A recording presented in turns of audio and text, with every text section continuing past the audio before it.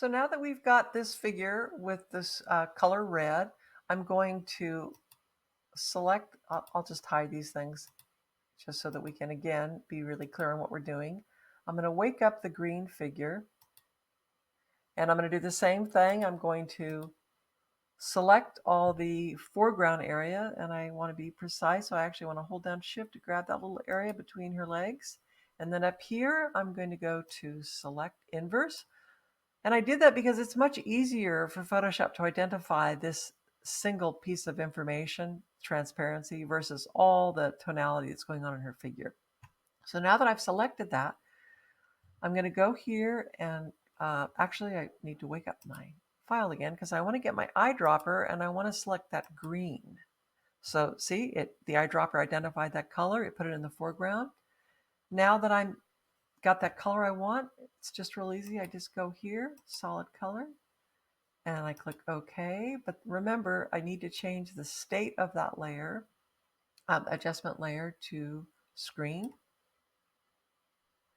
And then I want to hold down shift and select both those, the adjustment layer and the figure. And I just want to go to here and go to merge those layers. So now you can see that I'll wake all these layers up again. And now we're going to have some fun. I'm going to go into the red layer and hit Command T, and that allows me to take the information in that layer and I want to transform it. So I'm going to move it off to the side a little bit, and then when I hover over it at the corner, see this little arrow, it starts to bend. This means that if I hold down my mouse, I can kind of tip it. Now I'm going to do the same thing on this layer, Command T, and that's the green layer, and I'm going to kind of be able to have a little more fun with it, tip it too, and then hit return. And now we have to understand that the way our file is set up now, we need to change the stack order. So I'm just going to grab the black and white figure and I'm going to move it up to the top. Yeah. And then it looks to me like the red was next. So I'm going to push that and have that next. And we've got the green. Now I want to show you both these pieces of information, the box and the background. Those are set up as adjustment layers. If you wanted to, you could click on those. You could change the color.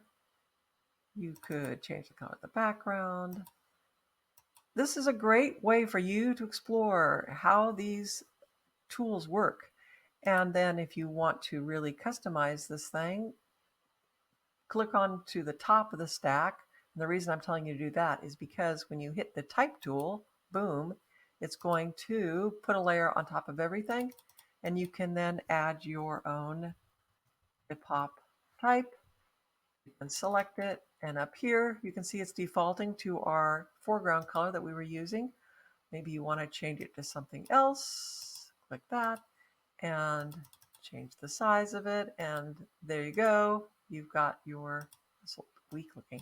But anyhow, the drill is basically analyzing how this design was created and learning how to do it with Photoshop and adjustment layers. So have fun.